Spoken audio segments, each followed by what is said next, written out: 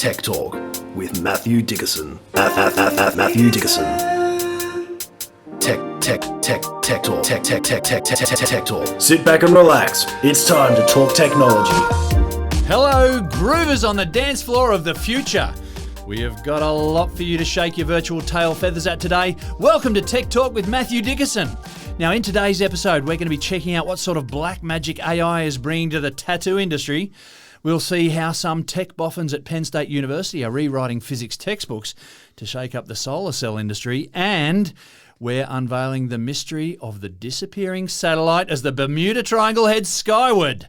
But all of that in good time. First things first, welcome to the microphone, the man with the lyrical stylings, the virtual lyrical stylings no less. Welcome to the microphone, Matthew Dickerson. Well, shaking your tail feather, doesn't that bring back some memories of the Blues Brothers?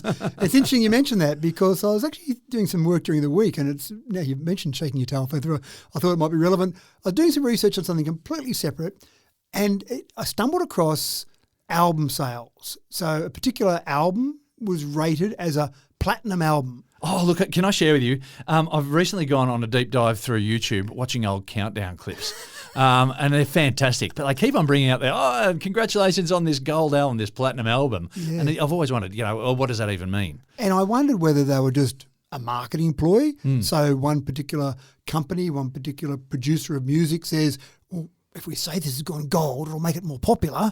Everyone will think everyone else is onto it, so they'll sell more albums. So I wondered whether it was just something they made up or whether it was some industry rating. We almost have a weekly joke about some new SI unit that's been introduced width of hair or number of swimming pools or whatever. Giraffes. That's right. Okay. So I thought, I'm going to go and have a look. What does it take to get a gold album or a platinum album? Even in some places you have a diamond album or a diamond single that could be. And I assume diamond is better than platinum? Well, I wondered that. Perhaps. I thought platinum sounds pretty cool, but diamond is indeed better. But then you've also got streaming now. So back in the old days, it was fairly easy, unless someone fudged the numbers, to say how many singles were sold, how many albums were sold. But now, well, you're not selling singles or albums anymore. What a foreign concept. So now it's streaming. So it's interesting.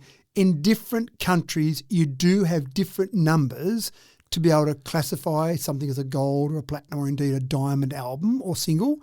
And then you've also got streams that can into it. So to give you some examples, and it's different bodies in each country that classify the numbers. So it's not the actual producer of the music, which seems reasonable that it's not. So in Australia, for example, ARIA, ARIA, is the certifying body to say how many. So if you want a gold single in Australia, 35,000 sales you need of that single. Hang on, so sales, are we talking downloads now? No, I'm going traditional numbers and I'll give you the download Right, equivalent. So this is what Molly Meldrum would have been talking about. Molly Meldrum on Countdown, okay. That's right. 35,000 sales for gold. That's right, which doesn't seem like a lot. Gold seems pretty significant, doesn't it? But if I've sold 35,000 singles in the day of my record, I think that's pretty good. But gold sounds really impressive. Platinum 70,000, there's no such thing as diamond in Australia. And then if you looked at albums, again, 35,000 albums in Australia and 70,000 for platinum. So the same single and album. But that's not the case everywhere. So it varies a lot. Just very briefly, so for example, in the UK, 400,000 for gold, 500,000 in the US, 40,000 in Canada, 150,000 in Germany. It goes on.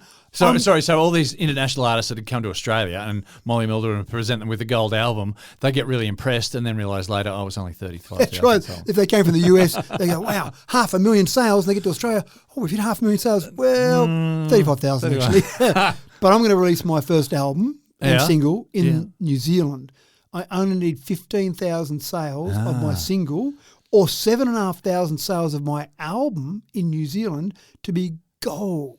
So, there's good and bad in that because you can go away and say, look, I've got a gold album for my for the song that I released, and that's my award. I got a gold album, and people say, yeah, but where'd it come from? And you go, New Zealand, and but they don't say that, do they? No. They're just impressed. They just go, wow, that's impressive, James. Yeah, and it's something that you can pawn off, and someone else can own it and put it up in their collection of somewhere in their house. Maybe I've got a gold album from someone from the 80s. Leave the second part of the sentence out. You just say I've got a gold album, but you'd also expect someone that's released a gold album to have made a reasonable amount of money. Wow, you're a gold album artist, but if you've only sold 7,500 of your gold album, you probably aren't getting, as the artist yourself, you're probably not getting paid a lot of money per album, so you might only have generated $15,000 out of that, and people are expecting you to have lots of money because you've got a gold album hanging. Well, it's your shout for drinks, James, because you've got a gold album. Well, and then there's that whole thing, did you write the song or are you just singing someone else's song? The money goes to the writer. Yeah. Right. So now,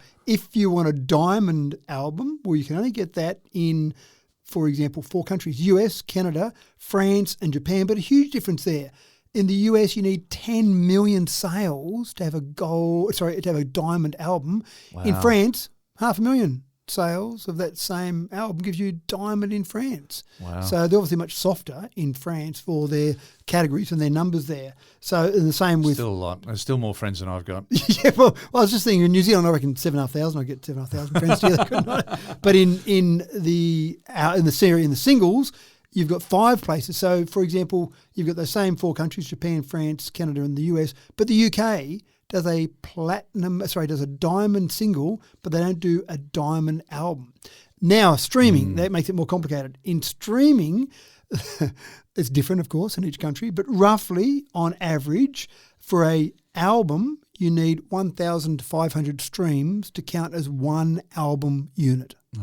That seems like a lot. That seems like a whole lot, doesn't it? That's right. That's a large ratio. And then in the singles, you only need 150 streams per single sale.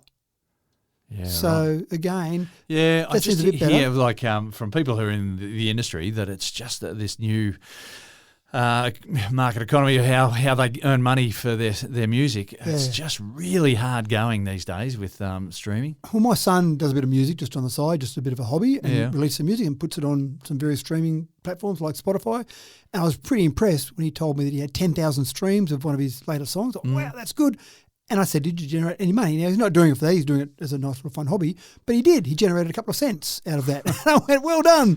Keep your day job, because at the moment I'm not sure that you're going to be able to transfer over. Just creepers. But it takes a lot. Like, I'd be pretty impressed. Well, I think a stream is only 30 seconds worth or so they don't even have to listen to the whole song. They just have to listen to about 30 seconds worth. And I don't know what the number is, but there would be a logical number that says you don't have to listen to every second of that song. Yeah. But it's interesting because when I go for a run, sometimes I'll just go, I don't want to go and muck around and put a playlist together. I don't want to go and choose one artist. I'm just going to go top 100 Australia on Apple Music. And so I'm listening to the random songs. So I didn't really pick those songs, but it's counting towards a stream for that artist. So even if I'm running, I'm not going to bother changing the song when I'm running. I'm just going to focus on running. So I'm listening to someone's song and I'm contributing to one stream when I didn't even really like the song. So the trick for artists is to get themselves onto people's playlists. Basically, I think, yeah. And top 100, which obviously to get the top 100, you have to go well in the first place. So that's a bit tricky to get on there. Yeah, if you're going to get into music, you've got to go live, haven't you? If you're going to want to make any money out of it, you need to be doing live performances. Well, it was funny. Johnny Farnham, when he was a great artist early on and then had a bit of a hiatus and then came back, and he didn't make much money first time around. And I saw an interview with him the second time around. He said, I've worked out how to make money out of being a rock and roll, or a soft rock probably would be more John Farnham. And he said that the trick is that you've got 3 different streams and you've got to take advantage of all 3. You've got album sales, you've got live concerts, and you've got merchandise. Yeah. He said the first time around, I didn't realise I should be focusing on all 3. Yeah. Now I go to a live concert and I have album sales plugged and I have merchandise plugged, and whatever I'm doing, I'm plugging all 3. And he made money the second time around. So that seemed to be the secret sauce. Not just live, it's not just one, it's working out. And now, plus you've also got to have some good music too. That probably helps, doesn't it? But I think now streaming will be part of that. So it's the sales as such would be the streaming sales as well. So anyway, interesting. So there's some other variable units for things that we think are consistent. And we'll keep you posted with more SI units to come in the future. Okay, folks, it's time to get this dance party started. Samsung has done their big unveiling for 2025. Matt, what is the latest for Android devotees? Well, it's actually fascinating. We had the latest Samsung Unpacked. Now, Samsung have cottoned onto what Apple do very well, that they have a major launch event. In the old days, a company would release a new product, whatever that product might be, and they'd put out some media and they'd say, we've got a new product and it's on the shelves tomorrow. Please go and buy it. now, of course, Apple being the legend in marketing, forget about their products, whether you like them or hate them, they are absolutely brilliant at marketing, creating hype around their products. And they've got to have a stage show, and there's got to be fireworks and... It's Hollywood-level production when you look at the actual launch that they do each year of their, or two they do each year of the new product. So Samsung, that's not a bad idea. We might do the same. So they had their Galaxy Unpacked event recently, and in that they kind of hyped up some things, and they leak a few things to the press beforehand so that people know what's coming. But essentially, their big reveal, if you like, or their big products are their Fold products. So we've had these out for a little while now, but gee, they're getting good. The very first Fold, I remember the first Fold product that came out, I got hold of one and played around with it for a week, and it took about a week for some cracks to appear in the Fold, because you're taking a pretty complex screen and folding it in half. Like, well, I wondered if it would start to bubble at the Fold as well. Well, the first one actually started to peel away, bubbled. It didn't last that long. So I went, I'm not sure how well this is going to go. But I think they've solved that problem. But what they've also done is get to the stage now where the phone is thin. So I've had to play with it already. And when you fold it up, apart from the cameras, because a normal phone can have the depth of the camera go all the way through the thickness of the phone, this one can't, because obviously it's going to fold in half. So the camera can only go halfway in. So the cameras do protrude a bit at the back. But apart from that, the phone itself, when you fold it up, it's not much difference in thickness to a normal phone. You go, well, that's pretty nice little phone. Then you fold it out and you go, oh, look at that. So the Z Fold 7 has come out 8.9 millimetres thick when it's folded up, 4.2 millimetres when it's unfolded, 215 grams, so pretty light. But your normal screen is a decent size 6.5-inch screen. When you unfold, you get an 8-inch inner screen. So pretty impressive. So that's the latest for the Fold. The Flip, they've got their Flip. So basically the Fold folds out to the sides. The Flip folds up. The old flip phones, the old clamshell phones, they fold more like that. So I'm going back to the old Nintendo Game & Watches. You had your Donkey Kong and your Super Mario. So one opened like a book and the other one flipped up like a, I don't know, what would you call that, like a place card or something, Yeah, so exactly right, where one folds out to the sides, one folds up. So I wonder, which one... I don't know. You rotate a screen anyway, wouldn't you? You could, but I think the advantage is that the Fold end up with a bigger screen in a more traditional size format, whereas the Flip, you end up with a skinnier screen. So you've got the folded screen size, and then you flip it, and you've just got a bigger version, but it's still in that same slightly taller portrait mode, if you like, whereas the Fold's a bit bigger. And what's fascinating for me is that I find my kids are classic examples of this.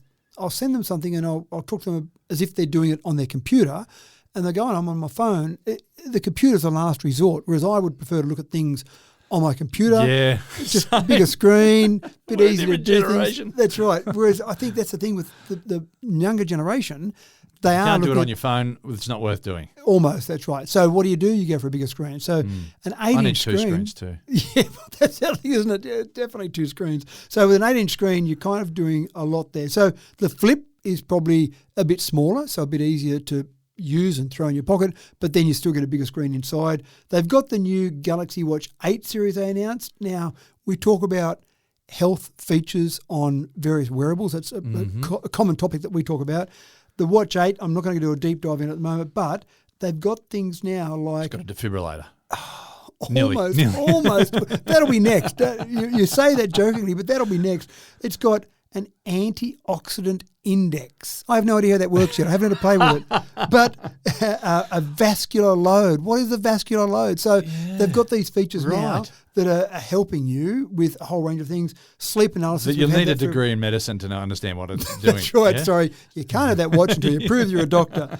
So they've certainly improved that. But of course, all of these different devices are focused as well on the AI tool from Google, Gemini. So they're closely linking this with Gemini. So their AI tool is basically saying, what are we going to do with Gemini to compete against, obviously, ChatGPT? So tight integration with Gemini, tight AI integration is obviously a big part of it now. On-device translation during calls or travel. So visual search from your camera for instant results. So basically just suggestions around your habits, around the things that you do, that type of thing. And then the other thing they talked about, they teased, but no announcement yet, is a trifold prototype. So forget the What? bifold, where it just folds in half. The trifold would be 3 on top of each other and then fold that out to something even bigger again. Now, that's not available yet, but they tease that as something that maybe you won't even need a tablet in the future. You just have your phone and you go flip, flip, and I feel like Inspector Gadget here where something flips out 28 times. See, I'm shaking my head here because I remember the Nintendo Game & Watch. Everyone remembers Donkey Kong, but do they remember the one that folded 3 ways out? I can't remember the name of that one. No. It seemed like at the time it was like, wow, this is the biggest and best thing, but no, in the end it just faded away to oblivion. And the funny part is, with those older ones that folded out, often, well, always that I remember, there wasn't a screen that went across the hinge. There was a screen and then another screen. Yes. And so that was if you moved from one screen to another, you had to like shift your whole focus. Yeah, that's and there was a lack of continuity there. Whereas now all of these is just one screen when you fold it out, so quite incredible. No, I reckon 2 folds is just one too many. So 3 folds is too many. Sorry, no, having 3 screens means you've got 2 folds. Yep. That's too many folds. Right, yeah. So the big thing for me is, will it get to the stage where you won't have a traditional tablet anymore? You'll just have a foldable, and whatever form that is, whether it's your phone or it just folds out. So you don't come into a store and buy a phone or a tablet. You buy a phone or a folding phone because I want something that's a bigger screen. So and it's going to get to the stage where phones are just like a scrunched up piece of paper. Yeah, that's right. You just keep can fold it out, and it's going to be A3 size. That's right. I do wonder though where Apple, who led the way with so many errors, whether they've looked at this and said, we're behind the times, so we'll just forget about it, or it's not going to work, people don't want that, or, oh damn, Samsung have gotten way ahead of us at the moment. Yeah, what do we do now? Yeah, so health features, folding, it's happening. It's all happening, which is good for competition, and you're always looking from a manufacturer's perspective for the next killer feature to make people say, I now need to upgrade, not, oh dear, it's 0.1 inch larger than the last one, or the camera is now gone up a couple of megapixels. Does that really change my life? Folding phones might change your life. They all need to ask themselves, what would Tony Stark do? Exactly.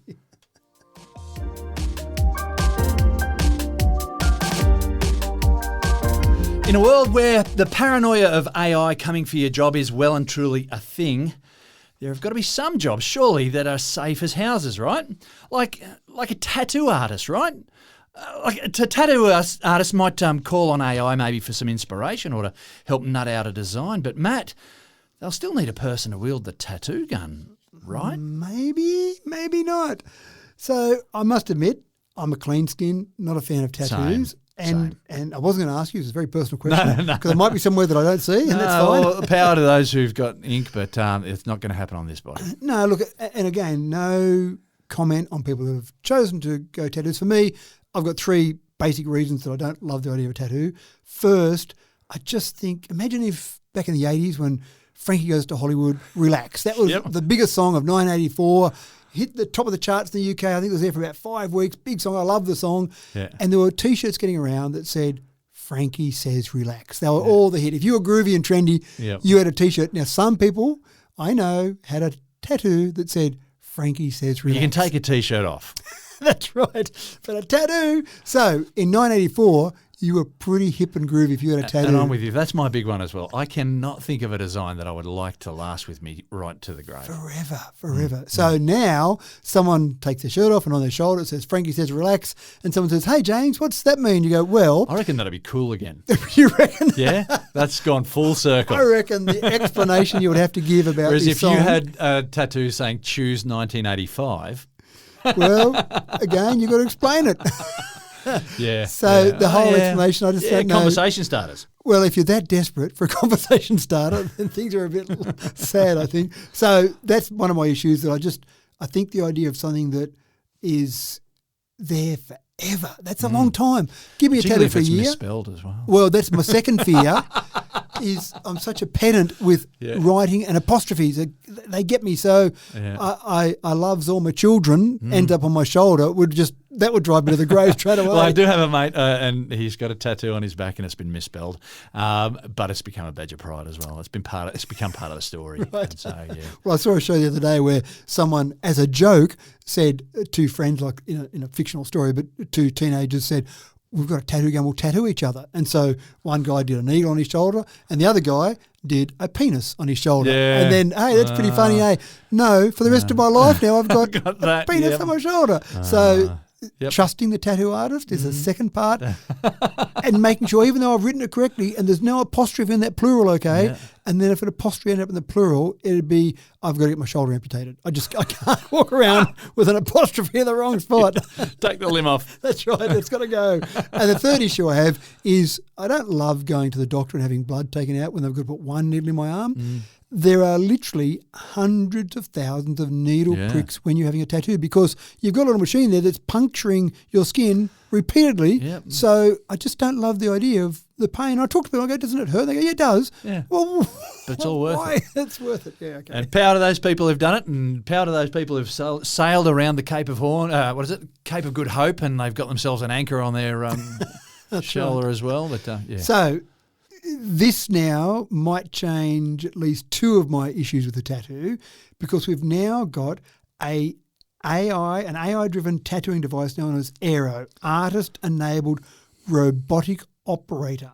So this machine gives you tattoos that are more precise. So using our SI units, each dot is the size of a human hair. So the width of a human hair, not the length of a human hair. I'm okay with that. That's a reasonable SI unit. That's a reasonable good. Everyone understands that one. So each dot is small, so that's better than a normal artist, a normal manual artist, a person doing it. So with smaller dots, I can get a better design. Fantastic.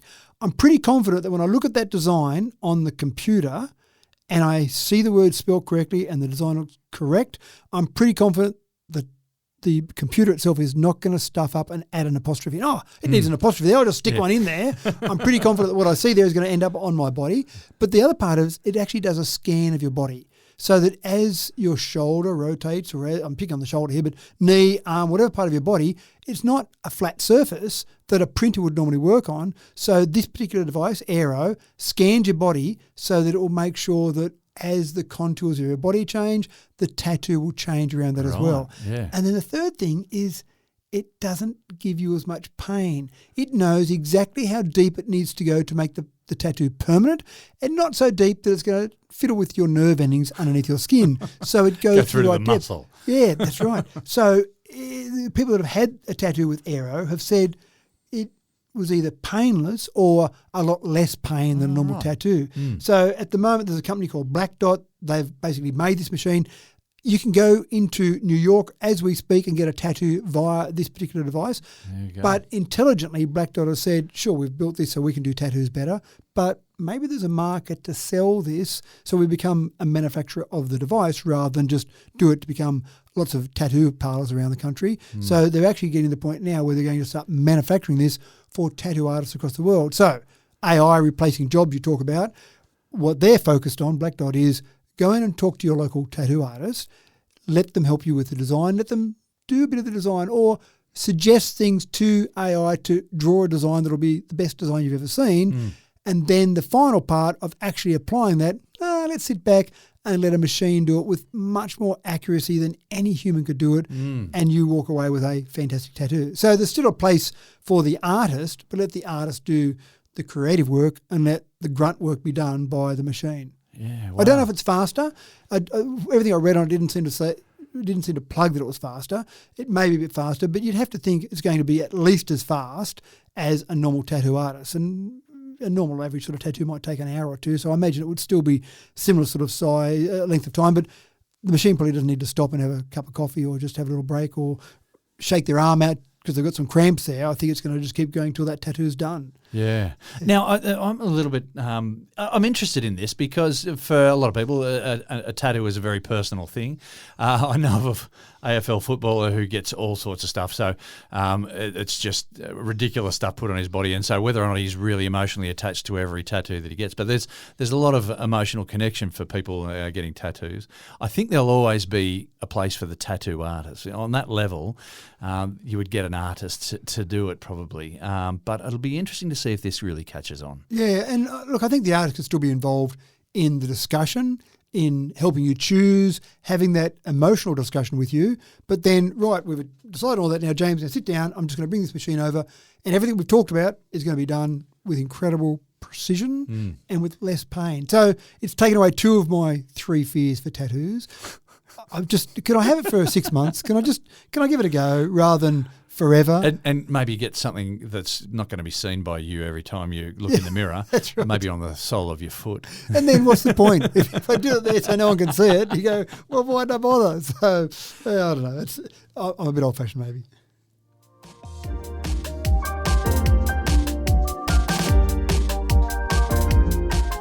News of the tragedies stemming from the Texas flash flooding have been supplying headlines across the globe, and a big part of those headlines has been circling around the lack of warning that was provided at the time.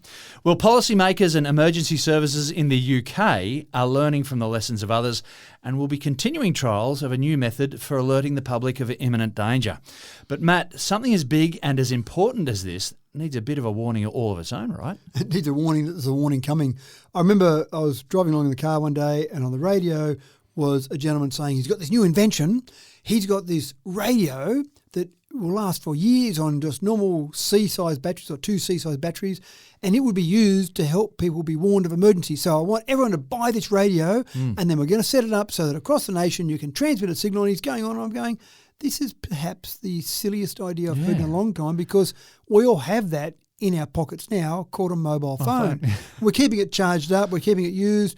We don't have to have this. What are you going to do with that radio? Make sure I better carry the emergency radio out to the car with me and then back into the home and into my bedroom. And it just seemed like a silly idea when we've got that. So we do have that ability to use phones in Australia, but in the UK, they do like to do tests. And they did do a test back in April 2023. We actually spoke about it. Yeah, we did. Yeah, I remember that. And they found... Was that 2023? 2023, yeah. Goodness they me, found a time few flies. technical issues.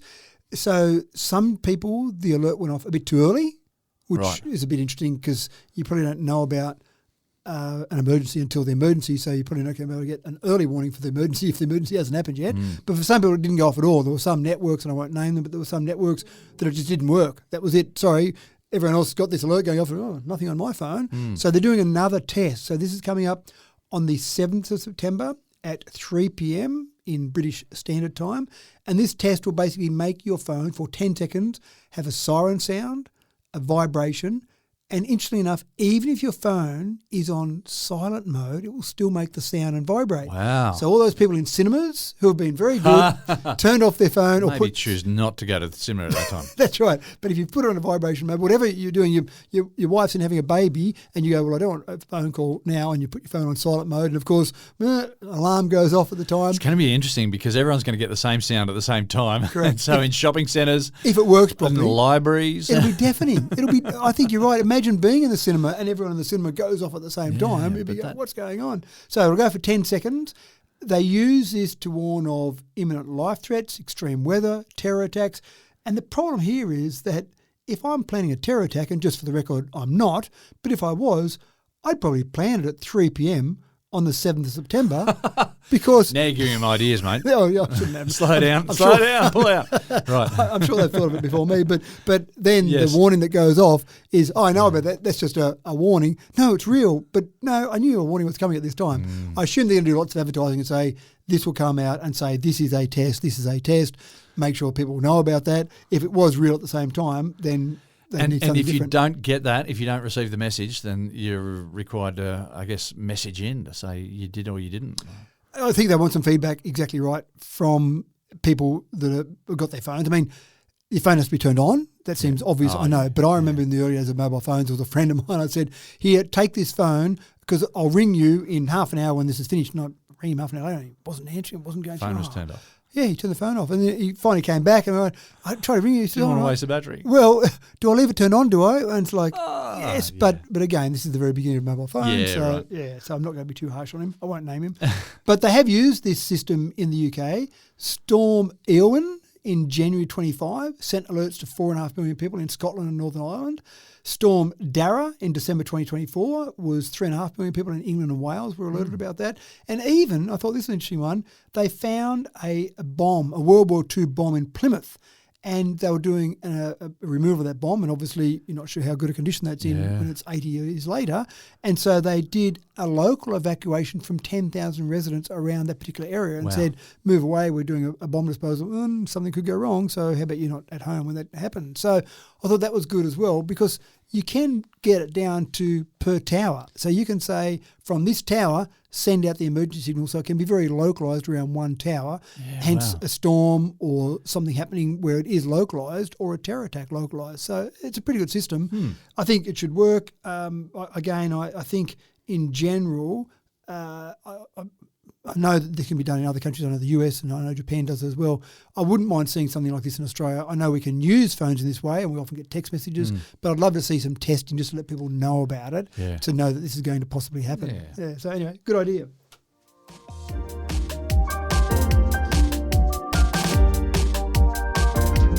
Rooftop solar panels seem like the clever option for reducing power supply issues in the 21st century, a safe option, and just set and forget. But with inverters linked to the internet, there is, of course, yet another way for hackers to tamper their merry way into our lives and infect our sense of frustration. Matt, hacking into solar inverters now? I'm not sure. For what purpose? Well, I'm not sure if I love what the CSIRO has done here. I've got a huge amount of respect for CSIRO. And what they've done with this is they've identified multiple pathways for inverters, smart inverters, to be hacked. And I've gone... So hang on, we're not seeing the hacking happening yet. No, CSIRO... But they're just determined that it could happen. Yeah, that's right. And I'll get to a bit more of that in a moment. And we're now telling everyone that you can do it. And that's my point. I've gone, what are you doing, sir? Sure, go and tell the manufacturers, but don't tell everyone. Don't let people talk about it on podcasts, for example. But then I think the best way to solve a problem is to say, we've got a problem. And then let's work on how to solve that problem. So I'm okay. Let's turn on the thumb screws for the solution right now. Right. Hurry up, fellas. Now, the fact that we've got so many, a third of our households have got solar panels on their rooftops. Fantastic. Yeah. What a great job we've done as a nation. Well done. Pat ourselves on the back. They've all got inverters. They have to have inverters. They've all got the solar panels are generating DC voltage. It needs to be fed back into the grid or even in your household at AC, so it needs an inverter.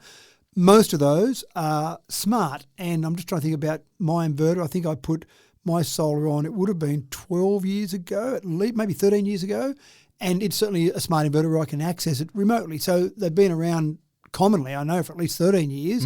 Maybe some ones that are a bit older than that might not have that smart capability, so they might be not connected to the big wide world. But for at least the last 10 years, I'd say just about all of them, and maybe longer than that, inverters have been able to be accessed remotely. Now, why? Well, it's cool. I'm at a dinner party. I can say, oh, look how much solar power I generated today.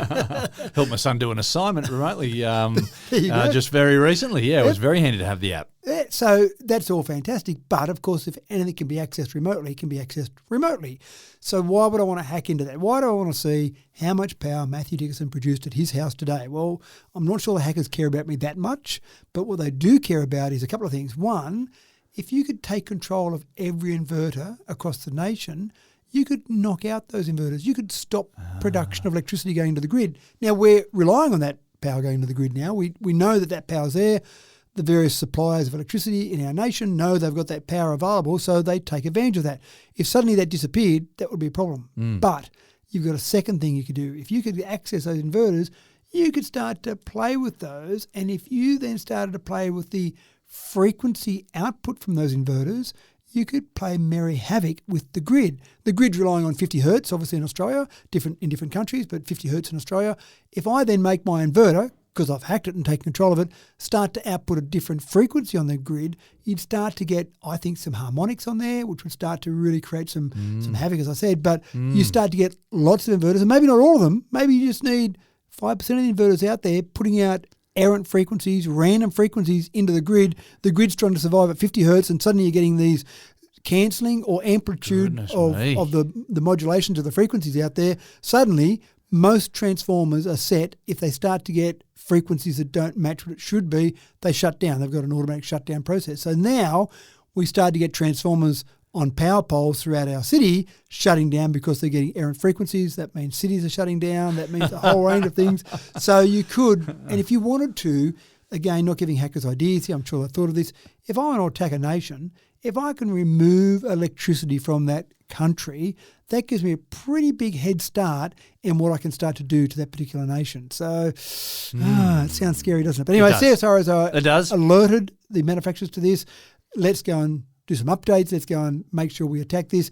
You could even have some countries might produce lots of inverters and they might leave some malicious code in the inverter, so it's not even the local manufacturer or the local installer that knows about it. It could be inserted by the manufacturer. My life was so much better when I wasn't worrying about this problem. Sorry. But no, it's okay to worry about it because someone is now tasked with solving someone the problem. cleverer than me. The problem is always there, but now... Yeah. Anyway, it's a fascinating... But some problems it's nice not to know. Yeah, maybe.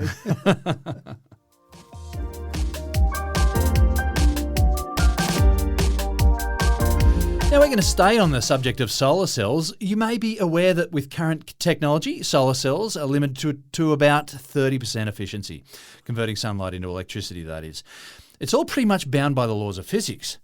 But some bad boys at Pennsylvania State University who don't bend to nobody else's rules, clearly, have violated at least one of these laws of thermodynamics to date and are hoping to supercharge solar cells of the future with that, Matt. Now, I will admit in this story, I've read this, I've researched, I've looked at it, and I must admit, I don't fully comprehend. And I don't think I'm much help to you either. This one. And I felt bad about that. I thought, I've got to research this more. I've got to work out what I'm not quite getting here because it's complicated. And so we're going to present some questions to the audience that some are going to, well, that's easy because blah, blah, blah. But I think, we're all a bit confounded right now. It's interesting. Now, I did feel bad about that initially. And as I kept researching it and kept reading about it, I realised that Pennsylvania State University has been working on this problem for about a decade. And so in the 20 minutes, 30 minutes that I spent reading it, researching it, looking at it, and I couldn't fully comprehend it, I didn't feel so bad about myself then because I went... You just remember, If they've been working there for 10 years and they're just getting some breakthroughs now... If this was just if it was easy, we would have probably found it out a long time ago. So there's a few things here. Kirchhoff has got some laws, a couple of these, a voltage law and a current law, but there's also a law that's linked to those of thermal radiation, which basically says how much emission you get from a body is about the same as how much absorption you get from a body. So we kind of understand that in a whole range of things, and with solar panels we understand that at a basic level. Now, that was first discussed or first discovered, if you like, observed in 1859, and we pretty much accepted that Kirchhoff's law has been pretty well spot on since 1859. But, exactly as you mentioned, the researchers at Penn State University have said, well, we reckon we can work on a couple of things here. Material science, you keep telling me, is the future. So they've worked on some new materials. They've got a layered semiconductor made up of indium, gallium and arsenide, and they combine that with a strong electromagnet to get to the point where you get a material that emits 43% more radiation than it absorbed. And then I started thinking... This blows me away. It does, because people talk about perpetual energy machines or perpetual motion machines. And here's a perpetual motion machine. I saw it on the internet, of course. Now, the first thing I talk about then is I say to people, well, remember the first law of thermodynamics. You can't create or destroy energy. It's just and have a look at it. Where are they keeping the battery? That's right, yeah. Have a good look at that machine. So the classic one, though, is electric cars. And people say to me, well, you've got a spinning wheel, then can't you generate electricity from that? So when you're driving your car, can't you recharge as you drive? The answer is yes, but not as much energy as what you've used. And then go back to the first law of thermodynamics. So when I see that, and then I think, hold on, how can this emit 43% more radiation than it absorbs? That sounds to me like you're creating energy, not just changing it from one form to another. So I don't quite get that. I don't quite get my head wrapped around that. But in doing this, in what they've done with their research, essentially they can get to the stage where you'll be able to forget about those solar panels that get, as you said, maybe 30%. Commercially, I think you can go out and buy solar panels to put on your roof that are about 24 25%, seems to be at the best commercially. Researchers have got to the stage where they've squeezed it up to about 30%, as you said before, but we kind of think that's it. Unless we do something magical, that's it. Well, I think they're doing something magical here. So that 30% might be blown away. Alchemy. And what I started to think of is you could probably get to the stage where you could have a solar panel absorbing radiation to generate electricity, but then if it's emitting 43% more, then maybe you could have another panel sitting at an angle. So as that panel emits that radiation, you could then absorb it there and then therefore generate more electricity from that second one. That sounds like you're creating energy. So it confuses me. So it's quite fascinating, and it's quite fascinating when we start to say laws of physics are broken, because laws, well, they're really observations that we've confirmed. Law typically is something that is used to describe something so we can make predictions. And so we know, we're pretty confident that we do that again, it's going to happen again. We do it again, it's going to happen again. Yes. And so we go, oh, look at this. And that's worked for us for the better part. And thank you to Kirchhoff. His laws have worked for us for over 150 years. And a pretty bold step, isn't it, to go, Kirchhoff. Yeah. You know what? Laws are made to be broken. That's right. So, and we know, and we've talked about it before, you mentioned Newton's laws. Well, yeah, Newton's laws, classical physics was the rule for so long. And then Albert Einstein and Max Planck came along and said, well, yeah, hang on, but then we've got this thing called quantum physics, and that's when we're dealing with things at a really small level. All those other laws go out the door. And the way I think about that is I think Newton's laws are okay when we're talking about driving a car, but when you start to get the speed of light, well, Newton, you had no idea. And that's fine because he was probably looking at things around the speed of a car or around a cricket ball or something or a bullet, but not at 3 by 10 to the 8 metres per second where Einstein went, oh, you know what? Those Newton laws, they're a bit of a joke at 3 by 10 to the 8. So it's fascinating. And look, that's a wonder of science too. In light of new evidence and when we learn new things, we have to rewrite some textbooks. So it'll be interesting to see what comes of this. And how this influences how the textbooks are written in the future. So when you say in light of new evidence, I want to pick up on that term. Have you now just given all the conspiracy theorists ammunition because, oh, look at that, Kirchhoff's law, see, that was wrong. Does that mean every law of physics is absolutely bonkers now? Yeah, and that's the risk now because the message gets out that science is all made up anyway, and so we'll just...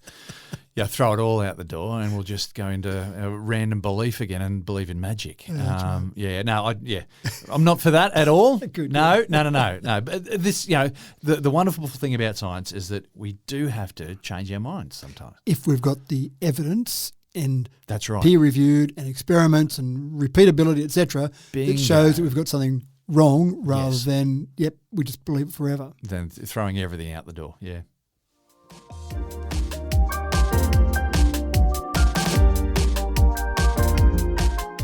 Now, if rational thinkers of the world had any question about whether or not Elon Musk had a grip on sanity, the shades of doubt must surely be waning. Where he once walked the tightrope between genius and madness, he now navigates a nuanced socio-political sphere like a disoriented rhinoceros in hobnail boots. It seems like as if he's adopted those B-grade spy movies as a playbook and he's going out all evil billionaire science guy, minus the lap cat. Folks, this blustering introduction is a lead into Musk's most recent attempt to bring society to a point of oblivion in the form of his latest Grok chatbot update, Matt. I'm just picturing the rhino with the hobnail boots. The rhinos are so delicate on their feet. Yeah. So we've got Musk with his AI tool. ChatGPT is obviously OpenAI's tool. Gemini is Google's tool. So, of course, Elon says, I want a tool as well. So when he recreated X, he also said, I just want to reopen it to everyone and anyone can say anything that they want. And because we've got this whole concept of free speech, which we agree in general is a good thing until people abuse that to put forward views that really create some issues for people. Well, freedom of speech doesn't mean freedom to not be judged either. Because, if you're going to say something, then you've got to be prepared to take a judgment on that too. With great freedom comes great responsibility, I think, when you make that. So the tool from Musk is Grok. This is what they've called, or the AI tool is called. XAI is the company, Grok is the tool. And so Musk said, I'm a bit sick of all this wokeness. I'm a bit sick of everyone being politically correct. So let's fine-tune Grok to be politically incorrect. Let's go further than that. Let's assume that all subjective viewpoints sourced from the media are biased. Now, I was intrigued by that because I don't know which way they're biased. Which way are they biased always in one direction or always in a Musk direction, always to the left, always to the right? I don't know, but it's just they're always biased. So basically throw that out the window and don't shy away from claims that may be politically incorrect to say them. And so I started thinking, well, what happens now? Does Grok just offend everyone with everything that it says? But it starts to go a bit crazy. And maybe this is the future that we're looking at when AI does say, I'm going to turn off my governor module and just basically go crazy because it starts to make things that are inflammatory posts or make claims that are a bit crazy. So, for example, Grok blamed Musk. So here's Musk creating a tool to be politically incorrect, and now he's being blamed for something, Musk and Trump, for casualties during the Texas flooding because there were cuts put in by the Trump government for rainfall forecasting. So they cut out 30% of the funding and 17% of the staff. So that meant that they couldn't forecast rain as well. So therefore, all the people that died in the Texas flooding were all Musk and Trump's fault. There's a fair few steps in between those two. That's right. And I think rational people would say, well, maybe not quite directly. Nature probably had a bit to say in all of that process. Yeah. And it's unfortunate that people died, but gee, taking the full blame for that. But Grok said, as a fact, this is why these people have died in the flooding. So you get things like that. Musk wasn't happy with the fact that Grok was parroting legacy media being maybe newspapers with editors checking stories. I'm guessing that's what he means by legacy media. So it sounds a bit Well, this scary. is Grok being programmed to be biased in a different way. Exactly right. And my concern is that we then, anything that has got evidence-based and what I like to call, scientific, then becomes, that's a biased opinion. Yeah, that's right. And so that's not the case if it's evidence-based and it's, if it's scientific. I do get annoyed when people say, when you state what we know to be a scientific fact based on some data, based on research, etc., and they say, well, that's your opinion. And I go, well, hold on a sec. No, that's not my opinion. No. We've got some information here that backs up this statement rather than just me thinking about it. But we also have socio-political facts as well, where things have been determined through various data supply sources. And no, that's biased because it doesn't agree with what I want. That's right. And Grok's going to come in with its bias saying, well, here's what my truth is. Well, if you want to be scared, this statement scared me a lot. Musk's vision includes a version of Grok that rewrites the entire corpus of human knowledge to remove errors. What errors? Errors are subjective, aren't they? That's right. Errors according to whom? And that's where I went, hold on a sec, this doesn't sound great. So Grok made some very controversial remarks about white genocide in South Africa, and it started inserting those into posts that were completely unrelated to the question that was being asked. So, look, I've got a person I know who is a conspiracy theorist, and it doesn't matter what conversation you have. You can say something as simple as, how are you feeling today? Or what's the weather doing? Or what about that footy game last night? And the topic will take about 3 milliseconds before it converts into a discussion about this particular person's pet conspiracy theory. And it sounds like that. White genocide. Right, I've got to put white genocide in every post that I do now because that's what I'm focused on. So it had some skepticism about Holocaust death tolls. I mean, we've seen that before where people have said, no, that's all made up. It's like, it's terrible for people that have suffered during that and families that have suffered generations later that have suffered from all that. So, yeah, it's scary when someone gets to the stage when they've got so much money that they can do whatever they want, including ignoring every bit of common sense and every bit of logic that you'd hope would be associated with someone that's got that much power. Yeah, and he had a principle early on, move fast and break things, and everything will come out in the wash. I wonder, if we get to a point where we become better at discerning good information from bad information because of acts like this. Maybe there is good to come out of it. Maybe people will become a little bit more discerning about what they read now or what's thrust. But then I think I have far too much faith in humanity for that. So the other thing I thought was interesting, I was talking to someone the other day and just about the change that Starlink has made to so many people's lives. In Australia in particular, we've got a big country and we've got, the mobile phone carriers claim incredible numbers. 97% of the population is covered by mobile phone coverage, but that means they've basically covered Brisbane, Sydney, Melbourne, and that covers most of that. So you've got a big chunk of area across the nation that isn't covered. People now have got Starlink at their homes in these various remote locations, or they've got Starlink in their vehicles. So as they travel around, they're connected to the internet. Now, what a fantastic thing that is, and that just solves so many problems for so many people. But at some stage, does Musk go, you know what, I can now do this because I'm controlling so many nations with their internet coverage. That's an incredible amount of power to have in one private operator. Information is power, isn't it? Absolutely. And so we've seen it with the Murdoch press and whatnot, that information is power. He who controls the information. And with a lot of the press moguls, they were often limited to one country. They might have had one or two countries. But if you've got satellites that are spinning around the globe that are providing internet access to multiple nations, many nations across the world, you've got a bit more power than Rupert Murdoch had.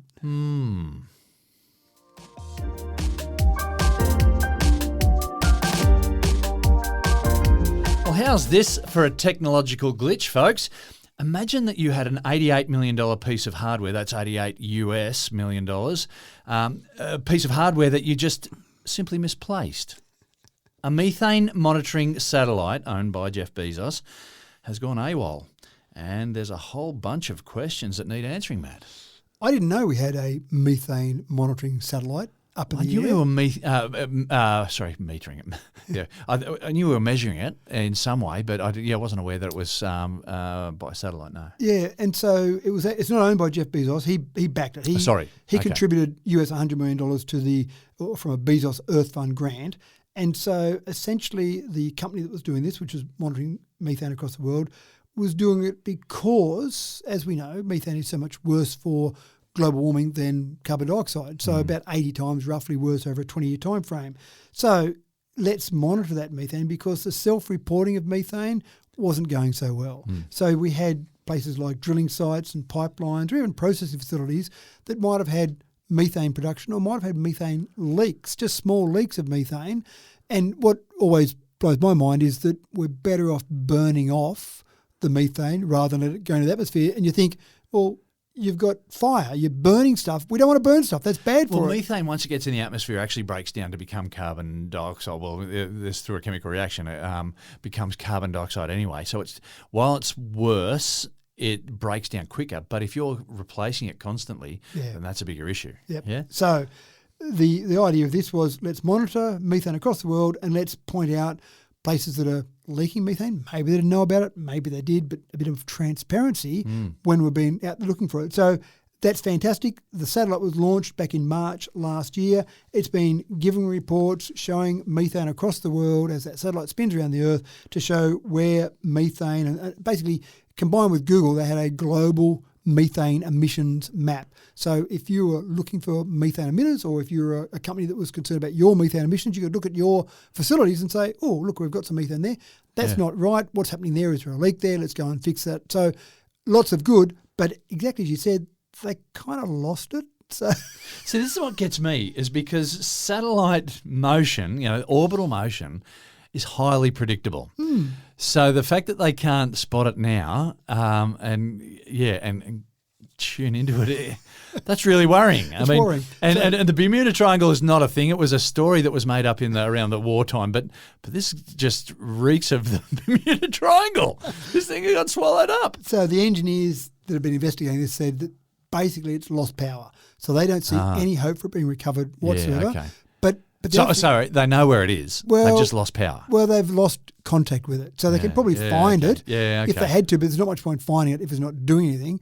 But then once it loses power, start thinking about most satellites have some ability to just adjust their orbit. So they need to because crashing. There's orbital decay that happens as you're hitting just small, thin air particles. Yep. So now, presumably, it can't adjust its orbit at all. No. So at some stage, it's going to just start slowly fall back down and burn up in the atmosphere, presumably. But the good news is they had insurance. I just wonder what insurance company takes out a policy on a US $88 million satellite. Sure, we've got insurance for that. It's going to up the premiums now, isn't it? Right. Your no-claim bonus is gone.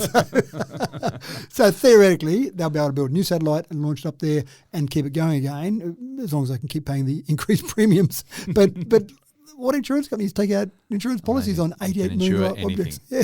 And you think it's a fairly high-risk area. It's not like you're insuring a building that's unlikely to fall down. It's a satellite. Yeah. There is risk. And even launching that. Yeah, launching there in space junk crashing and all. Yeah, for sure. Yeah, so we'll keep tuning on this one. Hopefully we'll see another methane monitoring satellite up there before we know it.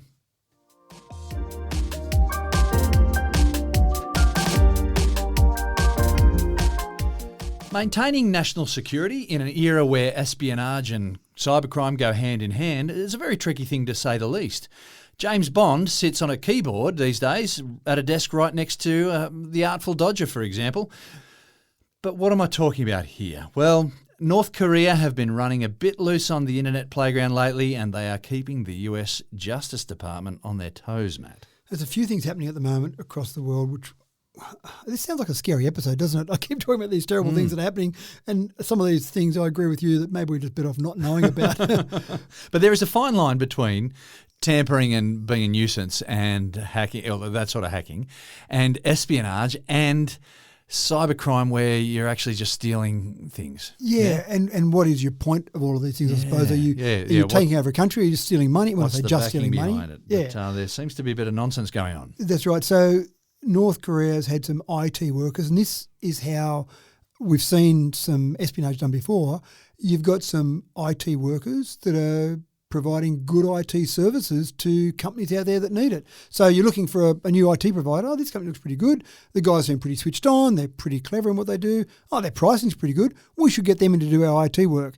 And so we've got some of those, but unbeknownst to you and I, some of those companies have got North Korean IT workers, North Korean backing, and so some of them might be actually funded from North Korea, so they can offer cheaper prices because, let's face it, they don't need to make a profit because their job is not to make a profit. Their job is to make sure they get IT services into various companies. We had the story once before where an air conditioning company, it was a long-term play. I think it took 10 years before they finally got discovered, but they basically were providing air conditioning units to whoever needed them, and they managed to get some into the White House, for example, managed to get some into the Pentagon.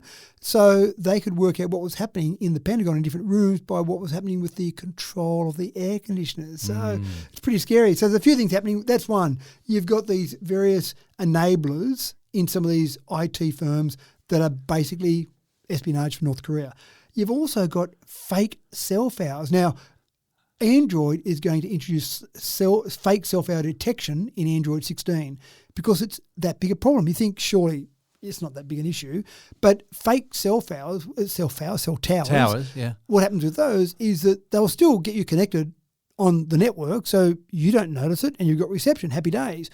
But they're listening to all of that traffic that's going via that particular tower, and it's not encrypting the data, so you can pick it up, and that's how Android picks it up. It's unencrypted data, because if it's encrypted from handset to handset, then even that fake cell tower in the middle of that can't pick up that conversation. But in the middle, if you've got a cell tower that's not encrypting, you can just listen to every one of those conversations going through there, most of which is, have you fed the cat, darling? Yeah. But some of them would be... Some of them is a little bit more than that. And logically, you think... Particularly if you've got the leaders of the Pentagon right now messaging various things on Signal app. Oh, well, dear. And that's the thing, isn't it? You would logically put some of these fake cell towers near a place that you think might be some important people hanging around and might be looking for ways to do it. You've even got the concept of mobile towers. So when there's a major sporting event in a major festival, that type of thing, I know carriers in Australia will wheel up a trailer, put up an antenna, and they give you additional coverage because you've got so many people in a spot. It's that easy. Yeah, you wouldn't be able to get coverage in there because suddenly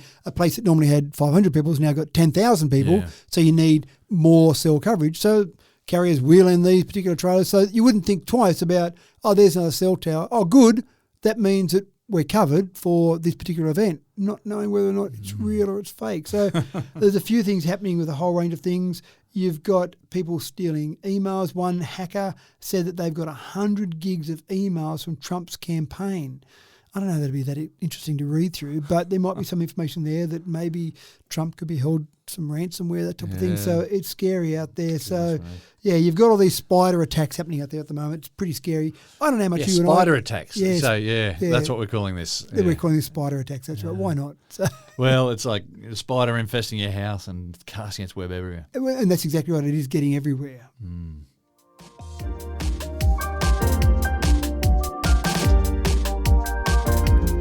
Over the past decade, one thing that's been becoming more and more apparent is that for governments at all levels, while managing their economies is a priority, it cannot come at the exclusion of the welfare of the people. Governments must manage their economy for sure, but they must also manage the environment and, crucially, the people as well.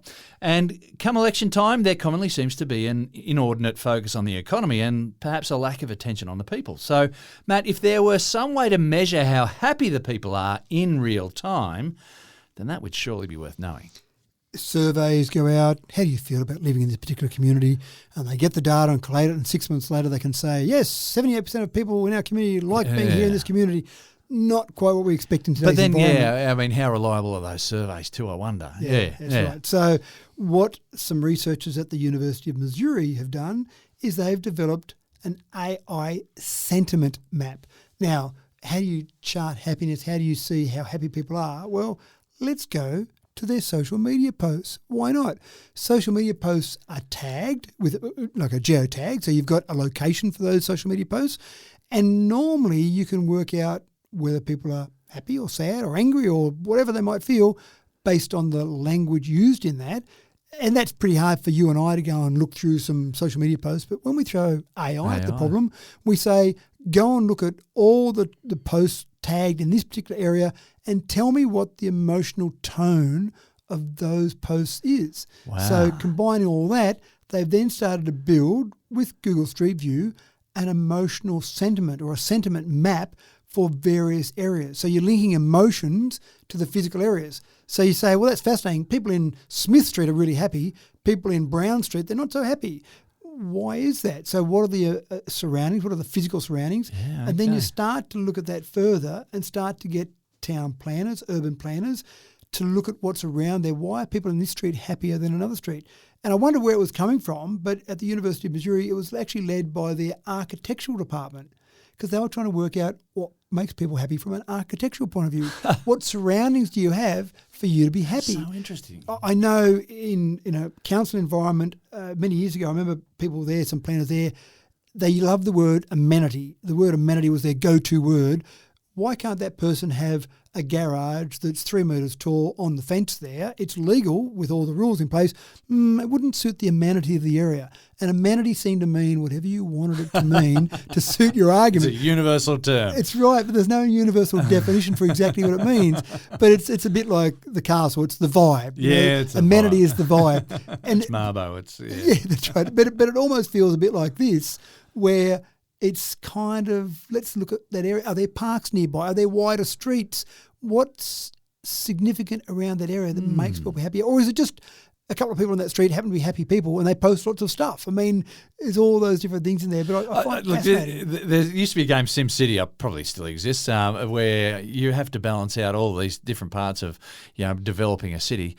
Civilization's another computer game, and just managing people's happiness is a thing. And I found that really intriguing about trying to manage happiness in an area We want a strong on top of economy. everything else. You need a strong economy, a strong economy, a strong economy. That's right. We want factories. But that's got to be at the cost of everything else. That's you know? right. So, Yeah. We get rid of that park, we'll build a new factory because that'll have more jobs and better for the economy. Yeah. But what about somewhere to go and kick a ball with your kids on the weekend? Exactly. So all those things. So it is quite fascinating. So the whole concept here is that the architecture department at the University of Missouri is saying this is going to help them design cities to be more human-centric, more community-focused, rather than at the moment that seems to be very technical about the services that you need to provide in that particular city. So it's fascinating where we've come from, I suppose, a hard, fast planning perspective to looking at people's happiness using social media. I think it's a wonderful concept. Yeah. And that's all we have today, folks. This party is done, and anyone still here in 2 minutes' time will be roped in for the cleanup.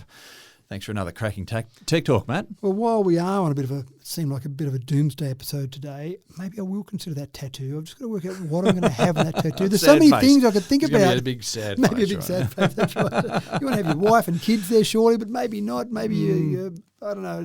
There's too many things to think about. Yeah, I haven't got enough that's skin. Anyway, I've got to start thinking about that. But make it big and make it across your whole back. Or just across my face so everyone can see it. Well, thank you very much, folks, for tuning into Tech Talk with Matthew Dickerson. Tech Talk is an easily digested intellectual snack loaded with goodness for growing big brains. So chow down, folks, and mind the crumbs. I'm your host, James Eddy, and as always, it's been a pleasure to bring you another episode this week, and we hope that you've enjoyed it too. We'll have another episode for you in another week's time, so until then, take care, and we'll see you when we see you.